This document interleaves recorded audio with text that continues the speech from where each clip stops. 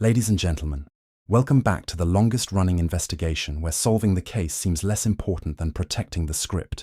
Because according to General Lishabani, there was allegedly a moment inside Advocate Chalky's office where he wanted to explain something important. And Advocate Baloyi quickly stepped in and blocked him from speaking further.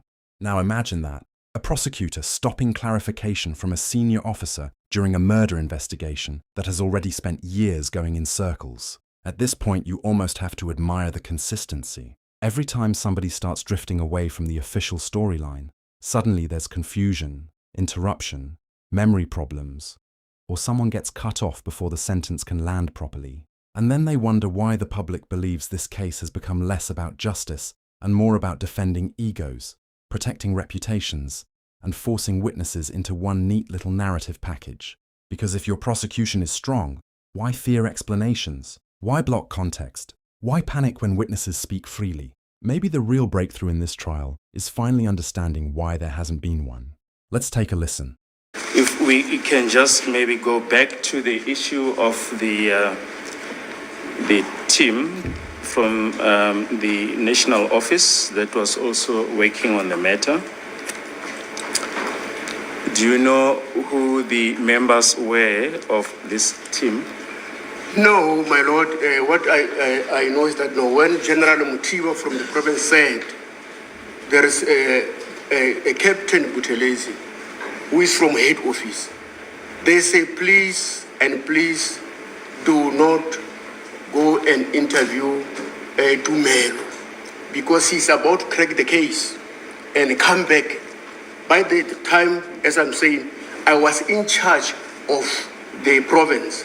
And when my General Mutiba phoned me to say he was also phoned by the prosecution, that's why I wanted to talk to you about what happened when we were with Advocate Chauke, and then you did not allow me to elaborate.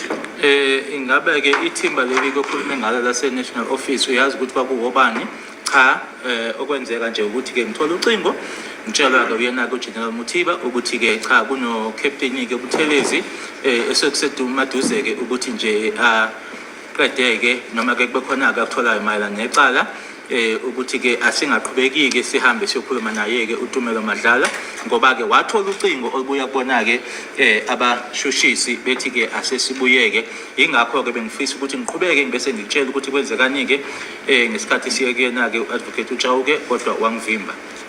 So there you have it, General Lishabani openly telling the court that he was prevented from fully explaining himself at Advocate Chalk's office. And honestly, that moment says more about this investigation than 1,000 affidavits ever could. Because what we're watching now is a trial where people who raise uncomfortable details suddenly become a problem. The deeper this goes, the more it starts looking like certain individuals were never searching for the full truth. They were searching for cooperation with a preferred version of events. And when witnesses don't cooperate with that version, they get interrupted, discredited, pressed aggressively, or treated like enemies of the investigation itself. That is why this case keeps dragging year after year without giving the public confidence that genuine progress is being made. You cannot claim to be pursuing truth while simultaneously blocking explanations that may challenge your direction. General Lishabani's testimony is becoming dangerous to the state, not because it proves everything, but because it exposes how uncomfortable some people become when independent minds refuse to stay inside the lines. And suddenly the frustration in that courtroom starts making sense. Because when control starts slipping away, tension rises fast. Let's continue listening on.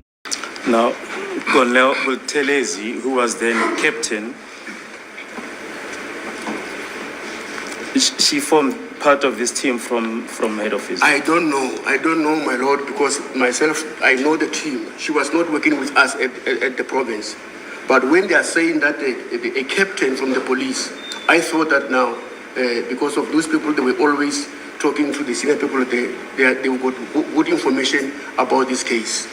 Captain uKenya Buthelezi Captain ngaleso sikhathi ke ingabe yena ke waye ingxenye ke ithimba leli cha wayengekho ke wayengeshona ke ingxenye yethu kuthina ke ku-province ingakho ke uma ngabe kuthiwa noma satshelwa ukuthi ke labo bantu labo ke bona ke babuya ke head office nokuthi ke futhi ke ibona ke abakhulumisana nalabo ke abaseyikundleni eziphezulu noma ke abaphethe ngayitshela ke ukuthi bona ke kukhona ke abakwaziyo noma ke ulwazi abanalo.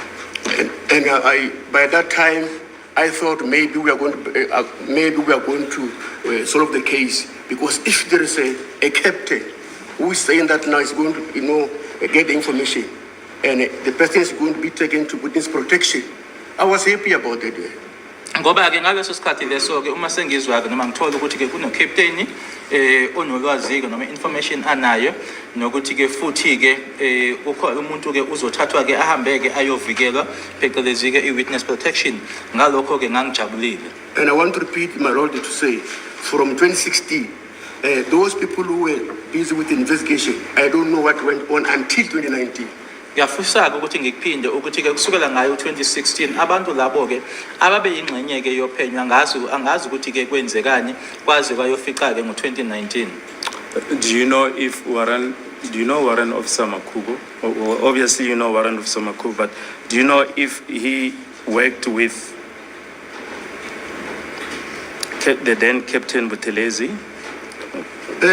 My Lord, I was not aware, but what I can see is that Warrant Officer Makubo was the warrant officer we trusted.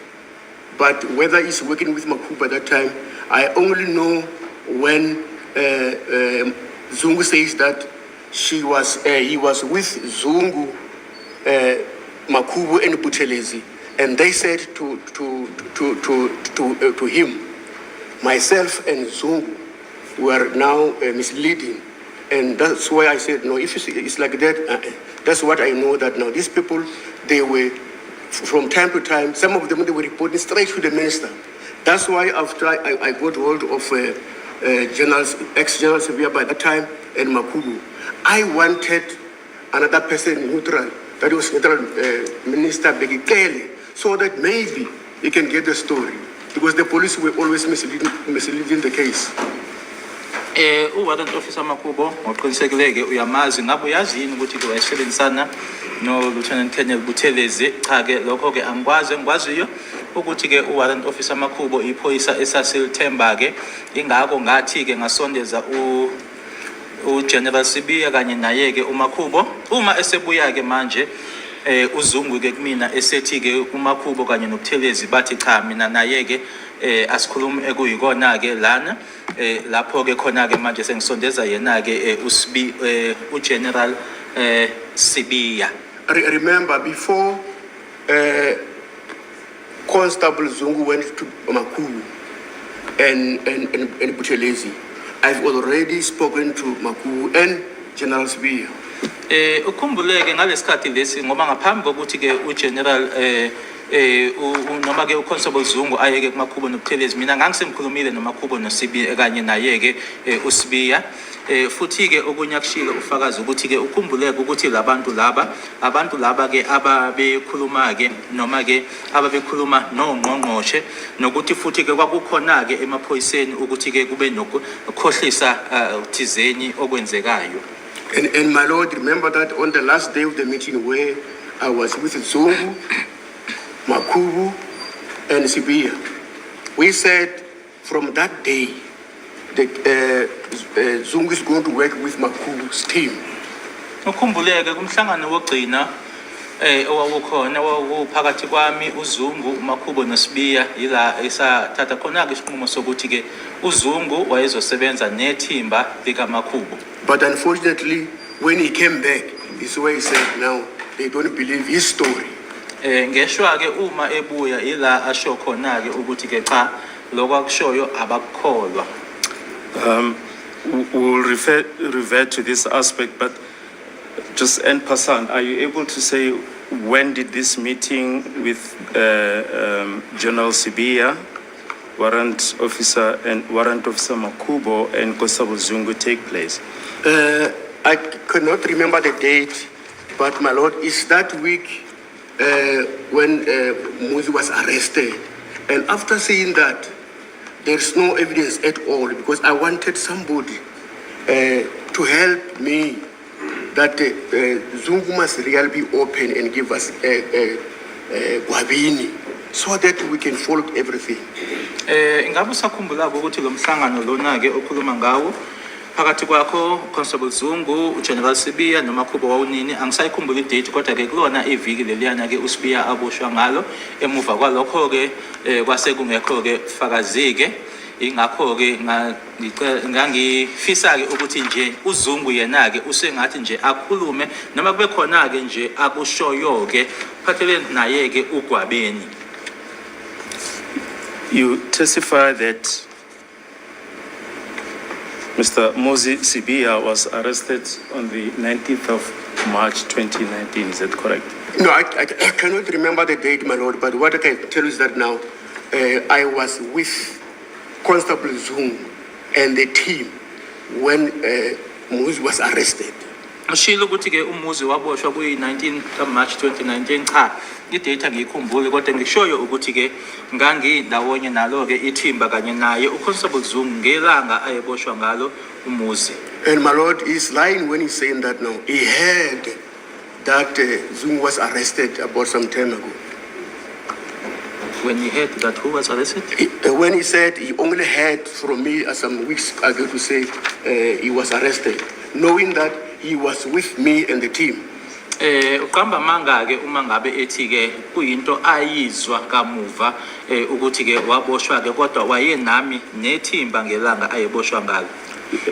General, you said given the mass number of the case on which Mr. Moses Sibiya was arrested, it was in March 2019, is that correct? Yeah, I maybe I can make a mistake. I think it was 217 or so of 3. It was 2019, but I cannot exactly tell you the date.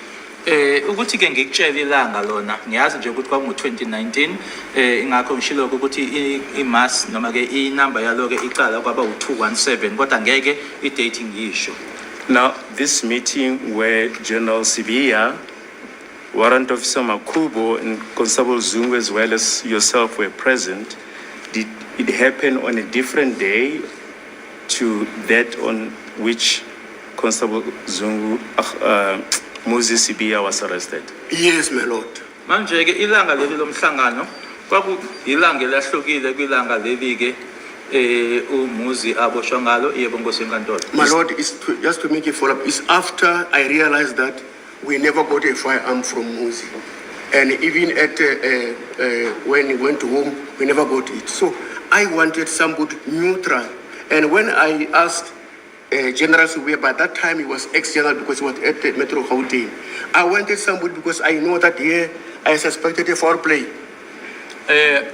Lo mhlangano wenzeka emuva kokuthi ke isibhamu singatholakalanga kumuzi kusemuva kokuthi ahamba ayekhaya isibhamu ke wabuya engasitholile manje ke ngangisengifuna ke umuntu ke manje ngakho ngayolanda yena ku General Sibiya owayengasasebenzi emaphoyiseni umuntu nje oyimele ke ngoba ke kukhona ke nje engangikusola khona lapha. My lord, even if you can call General Sibiya here, he will come and say, I specifically stated he is no longer a general. He retired from the police. He's now at Metro Police, Gauteng. Nanoma ke engabizwa yena ke General Sibiya ngakusho ke lokho ngoba ke wayengasiyona ke uGeneral esesebenza ke manje eMetro Department eJohannesburg. And even Makubu, my lord, will say no. General Shaban said clearly that General Sibiya was no longer in the police, but he was working in Gauteng in the Department of Municipality there. But he was dealing with serious cases. Kanye naye ke uWarrant Officer Makubo angakusho ke ukuthi ke wakusho uGeneral Shabane ukuthi cha uSibiya akaseyona ke uGeneral noma akasasebenzi ke emaphoyiseni kodwa ke wayesasebenza ke ngaphansi kwakhe ke uMasipala eJohannesburg kodwa ke ebhekene namacala abucayi. I wanted somebody whom I trust so that can be my witness. Ngangifuna umuntu engangingamethemba ukuze abe ufakazi wami. Because sometimes the police are corrupt. Ngoba ke ngesinye isikhathi amaphoyisa ke aba nokukhwabanisa noma anokukhwabanisa. General, could you be mistaken that General Sibiya was working for the Metro Police? No, I said that Metro, but I said Metro, but I wanted to say he was working at, the provincial government. He was doing some investigation there. not Metropolis, my lord. Ngabe ngenzeka ukuthi wenza iphutha yini uma uthi ke uGeneral Sibiya wayesebenzela iMetro ngenzeka ukuthi ngishilo kodwa abe engifisa ukusho nje ukuthi ke wayesebenzela uhulumeni wesifunda ke kodwa ke lapho esebenza ngophenyo khona lapho And I even said that when we were doing the consultation, he's away, my lord. ngeke kusho ke naloko nangesikhathi ke ngangisehhovisi lakho uyakwazi lokho We're just trying to determine the date on which the meeting where General Sibiya, Warrant Officer Makubo, Constable Zungu, and yourself were present. You say this meeting was about a week after the arrest of Mr. Muzi No, Sibiya. it's not a week. That is a week. That week where he was arrested. After he was arrested, and we never found any exhibit. That weekend is where I called Makubu and General Sibiya. Angishongo ukuthi kwakusemuva kweviki aboshwa uMbuzi Sibiya ngathi nje kulona ke lelo viki lelo ilapho ke ngase kithi ke ngayo impela sonto ila ngabiza khona uMakhubu kanye noGeneral Sibiya My lord, by that time, Moses Sibiya was detained at Tembisa South. ngaleso sikhathi leso ke la ayevalelwe khona ke uMbuzi Sibiya kwakusethembisa South For the drugs. evalelwe zona ke izidakamizwa. Thank you. We'll come back to that aspect. What do you make of General Leshabane's claims about Advocate Chalk's office and Baloy allegedly blocking explanations? Do you believe this investigation became too focused on protecting a narrative instead of pursuing every angle fairly? Leave your thoughts in the comments below. If you appreciate sharp courtroom analysis, fearless commentary, and breakdowns the mainstream avoids, make sure you like, subscribe, and turn on notifications. Until next time, stay alert, think independently, and never confuse confidence with credibility. I'm Skybridge. Goodbye.